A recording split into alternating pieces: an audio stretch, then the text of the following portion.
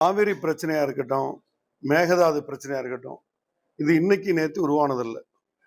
பல பத்தாண்டுகளாக பலமுறை உயர்நீதிமன்றத்தில், உச்ச நீதிமன்றத்தில், காவிரி நடுவர் மன்றத்தில் விவாதிக்கப்பட்டு இறுதி தீர்ப்பு பெறப்பட்டு, அதே போல மேகதாது பிரச்சனையில எப்படி செயல்பட வேண்டும் என்ற தீர்ப்புகள் எல்லாம் இருக்கிறது. அதன் அடிப்படையிலே தமிழகத்தில் இதுவரை ஆண்டு வந்த கட்சிகள் எல்லாம் தங்களால் இயன்ற வகையிலே சட்ட போராட்டங்களை உச்ச நீதிமன்றத்திலும் தொடர்ச்சியாக எடுத்து வந்து கொண்டே இருக்கிறது. எந்த நீதிமன்ற தீர்ப்பு வந்தாலும் அதை செவிமடுக்காமல் கர்நாடக அரசு தொடர்ச்சியாக செயல்பட்டு வந்து கொண்டிருக்கிறது.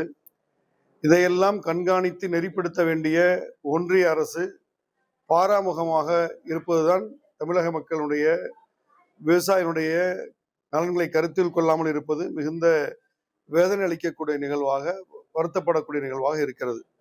அந்த வகையிலே மீண்டும் ஒரு முயற்சியாக மாண்புமிகு தமிழ்நாடு முதலமைச்சர் வருகிற 3ஆம் தேதி அம்மாநில அரசோடு ஒரு தீர்வை பெறக்கூடிய வகையில இரு மாநிலங்களுக்கிடையே பகைமையை வளர்க்காமல் நட்பு ரீதியாக அந்த தீர்ப்பை அமல்படுத்த வேண்டும் என்ற நோக்கத்திலே ஒரு நல்லிணக்க பயணமாக, தமிழகத்தினுடைய உரிமைகளை பெறக்கூடிய பயணமாக அந்த பயணத்தை மேற்கொண்டிருக்கிறார்கள். அதனுடைய முக்கியமான நோக்கமாக மேகதாதுவிலே அணை கட்டப்பட்டால் தமிழக மக்கள், தமிழக விவசாயிகள் முற்றிலுமாக பாதிக்கப்படுவார்கள் என்பதை மக்களின் குரலாக அன்போடு அவர்களிடத்திலே எடுத்துரைத்து, காவிரியிலே அவர்கள் தர வேண்டிய நீரை இறுதி தீர்ப்பின்படி 177.25 TMC தண்ணீரை கடந்த ஜூன் மாதம் முதலே திறந்துவிட்டு இருக்க வேண்டும். அதையும் விவசாயிகள் நலன் கருதி அவர்கள் திறந்துவிட வேண்டும் என்ற கோரிக்கையை விடுப்பதற்காக அவர்கள் செல்ல இருக்கிறார்கள். இந்த சந்திப்பின் மூலம் நிச்சயமாக இரு மாநில மக்களுக்கும் பயன் தரக்கூடிய சந்திப்பாக, தமிழ்நாட்டு மக்களுடைய நலனுக்காக, தமிழக விவசாயிகள் நலனுக்காக இந்த பயணம் என்பதையும் நான் பார்க்கிறோம். பேச்சுவார்த்தைனால பிரயோஜனம் இல்லை. ஏன்னா எம்ஜிஆர் போய் பேசும்போது கோர்ட்ல கேஸ் இல்ல, ஆனா இப்ப கேஸ் இருக்கு, இது கேஸுக்கு பாதகமா வரும்னு சொல்லிட்டு முன்னாள் சொல்லியிருக்காங்க. அரசியல் ரீதியான இது போல விமர்சனங்கள் அங்கேயும் மாற்றி வைப்பது தமிழகத்திற்கு எந்த பலனும் கொடுக்காது.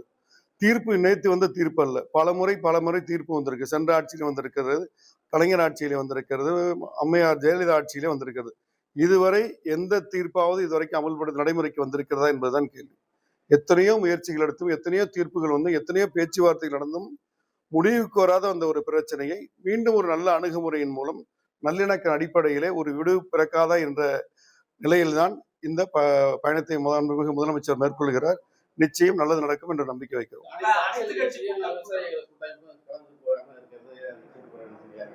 அது விவசாயிகளுடைய வேண்டுகோளாக இருந்தாலும் தொடர்ச்சியாக விவசாயிகளுடைய வேண்டுகோள்கள் என்ன, தமிழக மக்களுடைய வேண்டுகோள் என்ன, தமிழகத்தினுடைய தேவை என்ன என்பதையெல்லாம் நன்கு உணர்ந்திருக்கக்கூடிய மாண்புமிகு முதலமைச்சர் அவர்கள் அனைத்து விவசாயிகளுடைய குரலாக நிச்சயமாக அவரிடத்தில் இந்த பேச்சுவார்த்தை நடத்தி வெற்றிகரமான பேச்சுவார்த்தையாக முடித்து திரும்புவார் என்று திடமாக நம்புகிறோம். அனைத்து கட்சி கூட்டத்தை கர்நாடக அரசு கூட்டியிருக்கு. ஆனா முன்னாள் முதலமைச்சர் ஸ்டாலின் என்ன சொல்றாங்கன்னா, கூட்டணும் இல்லை நாங்களே கூட்ட வேண்டிய அவசியம். ஏன் இது வரைக்கும் அனைத்து கட்சி கூட்டத்துக்கு அழைப்பு கொடுக்கல? இந்த புது பிரச்சனைனா ஒரு புதிய ஆலோசனையும் அனைத்து கட்சியும் பெற வேண்டிய ஒரு அவசியம் இருந்திருக்கும். பல்வேறு செய்திகள் நமக்கு தெரிந்த காரணத்தினாலும் கடந்த பல பத்தாண்டுகளாக அதனை குறித்து முழுமையாக அதிகாரிகளும் சரி, முதலமைச்சரும் சரி, அனைத்து அமைச்சர்களும் இந்த காவிரி பிரச்சனை குறித்து நன்ற தெளிவாக இருக்கக்கூடிய காரணத்தினால் ஒரு பேச்சுவார்த்தை முறையின் மூலம் இந்த தீர்ப்பை பெற வேண்டும் என்ற அடிப்படையில் அவர்கள் 3ஆம் தேதி செல்ல இருக்கிறார்கள். தேவை ஏற்படும் என்றால் வரக்கூடிய நாட்களில் அனைத்து கட்சி கூட்டத்தை நிச்சயமாக மாண்புமிகு முதலமைச்சர் அவர்கள் கூட்டுவார்கள்.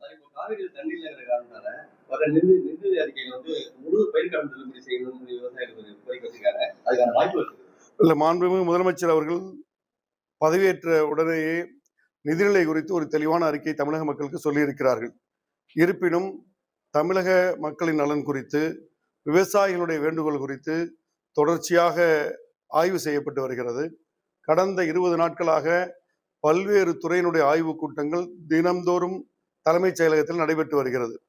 அந்த வகையில விவசாயிகளுடைய கோரிக்கைகளையும் விவசாயிகளுடைய கருத்துக்களையும் கேட்கக்கூடிய கருத்து கேட்பு கூட்டங்கள் மண்டல வாரியாக விவசாயத்துறை அமைச்சர்களால் தொடர்ச்சியாக நடத்தப்பட்டு வந்து கொண்டிருக்கிறது. அந்த கருத்துக்கள் எல்லாம் மாண்புமிகு முதலமைச்சரிடத்திலே சமர்ப்பிக்கப்பட்டு இருக்கிறது. அமைச்சரவை கூட்டத்திலும் சரி, துறை ரீதியான ஆய்வு கூட்டத்திலும் சரி, அதிகாரிகளும் விவசாயிகளுடைய கோரிக்கையை மாண்புமிகு முதலமைச்சரிடத்திலும் உயர் அதிகாரிகளிடத்தில் எடுத்து வைத்திருக்கிறார்கள். அதற்குறித்தான ஆய்வுகள் தற்போது நடைபெற்று வருகிறது. எதிர்வரும் 5ஆம் தேதி நடைபெற இருக்கக்கூடிய நிதிநிலை கூட்டத்தொடரிலே விவசாயிகளுடைய நன்மை கருதியும் தமிழக மக்கள் நலன் கருதியும் தமிழகத்தினுடைய வளர்ச்சியையும் விவசாயத்தையும் கருத்தில் கொண்டு நல்லதொரு நிதிநிலை அறிக்கை, அனைவரும் மகிழத்தக்கக்கூடிய நிதிநிலை அறிக்கை, விவசாயிகள் மகிழக்கூடிய வகையிலே அந்த நிதிநிலை அறிக்கையில அறிவிப்புகள் நிச்சயமாக இடம்பெறும். நதிநீர் ஆணையம் வந்து 3500 கனஅடி பயன்களை திறக்க சொல்லியிருக்காங்க. அதையும் திறக்க முடியாதுன்னு சொல்லிட்டாங்க. இப்ப திட்ட அறிக்கை வந்து திருப்பி சப்மிட் பண்ண சொல்லியிருக்கோம்னு சொல்லிட்டு நீர்வளத்துறை அமைச்சர் சொல்லியிருக்கு. இப்ப இதுக்கெல்லாம் ஏன் ஒரு ரியாக்ஷன்? அதாவது நீர்வளத்துறை மத்திய அமைச்சகத்தை எதிர்த்து தமிழ்நாட்டில இருந்து அமைச்சர்களோ முதலமைச்சரோ ஒரு அறிக்கை கூட கொடுக்கலையே, அப்ப மத்திய அரசு எதிர்க்க கூடாதுன்னு சாப்பிட்டாங்க. தமிழகத்திற்கு வேண்டியது கிடைக்கணுங்கிறது தான் இந்த அரசோட நோக்கம். ஒரு அறிக்கை கொடுப்பதனால் இது வரைக்கும் எந்த நன்மை நடந்திருக்குதா? கடந்த 50 வருஷமா எத்தனையோ அறிக்கைகள் கொடுத்துருக்கு, எத்தனையோ போராட்டங்கள், எத்தனையோ வகை வகையான அமைப்புகள்லாம் அந்த போராட்டம் நடத்தி பார்த்துருக்கு. ஏதாவது பலன் தந்திருக்கிறதா? அதையெல்லாம் கருத்தில் கொண்டுதான் இது போல ஆர்ப்பாட்டங்களும் போராட்டங்களை விட ஒரு நல்ல அடிப்படையில நல்ல புரிதலோடு தமிழோட கோரிக்கைகளை நேருக்கு நேர் அமர்ந்து ஒரு ஒரு சீரிய முயற்சி எடுக்க வேண்டிய அடிப்படையில் தான் முயற்சி எடுக்கப்படும். இது பலன் தராவிட்டால் அடுத்த கட்டமாக என்ன மாதிரி நடவடிக்கைகள் எடுக்கலாம் என்பதை குறித்து மாண்புமிகு முதலமைச்சர் நிச்சயமாக முடிவெடுப்பார். அதிலும் குறிப்பாக தமிழக விவசாயிகளுடைய குரலாக அவருடைய பிரச்சனை குறித்து நல்லா அறிந்திருக்கக்கூடிய இந்த அரசு நிச்சயமாக அடுத்த கட்ட முயற்சிகள் நிச்சயமாக மேற்கொள்ளும். செய்திகளை உடனுக்குடன் தெரிந்து கொள்ள கீழ்கண்ட கேபிள் மற்றும் டிடிஹெச் நெட்வொர்க்குகளில் எம்நாடு செய்தி தொலைக்காட்சியை காணுங்கள். பாதகம் செய்பவரை கண்டால் நாம் பயம் கொள்ளலாகாது பாப்பா. மோதி மிதித்துவிடு பாப்பா, அவர் முகத்தில் உமிழ்ந்து விடு பாப்பா.